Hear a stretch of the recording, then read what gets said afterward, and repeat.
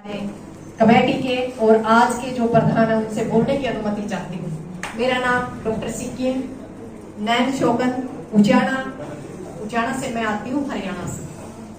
हम एमएसपी पे लड़ रहे हैं लंबे टाइम से, पर मैं कुछ चीजें डिस्कस करना चाहती हूँ और मेरे लिए बड़े सौभाग्य की बात है कि पूरा भारत यहाँ है, जो मुझे तो नहीं पता था। मैं किसी और मीटिंग में आई थी, फिर मुझे मैसेज मिला और आप लोगों को पता है जहाँ किसानी की बात होगी, जवानों की बात होगी, बहनों की बात होगी, हम चले आते हैं क्योंकि परिवारों को निमंत्रण नहीं दिए जाते। तो आने वाले टाइम में जो एमएसपी है, जितना मैं जज कर पाई, मैं लगातार 20 साल सक्रिय राजनीति की मैंने, और उस राजनीति के गलियारों के साथ साथ फिर मैंने आंदोलन में पांव रखा पिपली कांड के बाद। जो मैं जज कर पाई, मेरा जो निजी अनुभव है, खापों को मैंने नजदीक से देखा, वो सरकारी हो चुकी है। बहुत से किसान संगठन है जो सरकारी हो चुके हैं, क्योंकि इस प्लेटफॉर्म पे कहने का मौका है, हमारा परिवार है, हमारा घर है, हमारे घर के सदस्य हैं। यदि घर में दर्द नहीं बताया जाएगा तो बाहर स्टेज पे नहीं बता सकते हम। दूसरी बात, महिलाओं को संगठन पीछे करते हैं लड़ने के लिए। फ्रंट लाइन में कौन लड़ेगी? महिला लड़ेगी। पर जब भी ये लगता है कि महिला कहीं ना कहीं अपने आप को साबित कर रही है, तो पल्लू पकड़ के पीछे किया जाता है। ये मेरा दर्द है। दूसरी बात, एमएसपी की लड़ाई यहाँ से नहीं पूरी होगी, ये मेरा निवेदन है।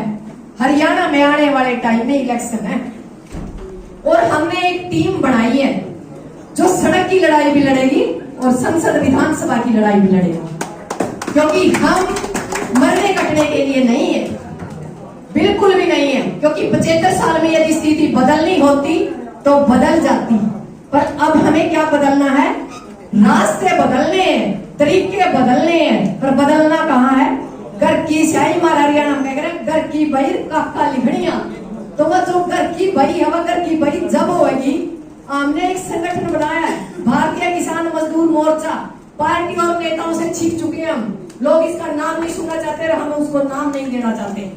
और 20 लोगों को हरियाणा की सक्रिय राजनीति में अब की बार उस मोर्चे से उतार चुके हैं हम। और उचाना में पहला नाम, मैं सौभाग्यशाली हूँ कि हरियाणा में पहला नाम 90 सीटों में उचाना कला से मैं खुद कैंडिडेट हूँ। हार होगी, जीत होगी, मुझे कोई मतलब नहीं, पर मुझे इस चीज की खुशी होगी कि मैंने जो पेड़ लगाया उसके फल मेरा बेटा खाएगा, आप लोगों में से किसी की बेटी खाएगी।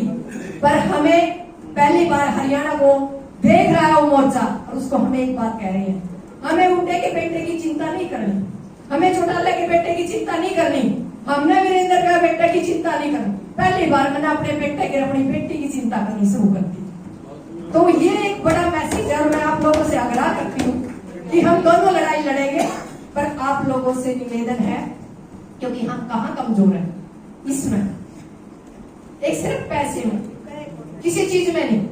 सबसे बड़ी बात है कि जहां आप लोगों को ये लगे कि हमारे कैंडिडेट है, आप वहां मजबूती से लड़िए। और ये मोर्चा संगठन झंडे इनसे प्लीज पीछा छुटा दीजिए, एक हो जाइए। तिरंगे के नीचे जितना दिल करे झंडे लगाइए आप लोग प्लीज, अपनी नस्ल और फसल के लिए, अपनी रोटी और बेटी के लिए, अपने जमीर और जमीर के लिए एक बार एक हो जाइए। इस विधानसभा और इस संसद के अंदर कब्जा कर लीजिए और फिर हमारी सारी समस्याएं खत्म। एमएसपी हमारी, कानून हमारे। और जो नेता बार बार ये कहते हैं राजनीति में नहीं आना, जो ये कहते हैं कि राजनीतिक है, वो सबसे ज्यादा राजनीतिक है। मैं कहती हूँ सबसे ज्यादा राजनीतिक है, क्योंकि वहाँ कारण क्या होता है आप लोगों को भी पता है। तो मैं आप लोगों से दोबारा निवेदन करती हूँ कि हमने एक का करना पड़ेगा। संयुक्त मोर्चे भी तो हो रहे हैं, एक कर लो, और कोई दिक्कत हो उसमें एक कर लो। प्लीज अपने आप को एक बनाने की कोशिश करो। जय हिंद, जय जवान, जय किसान।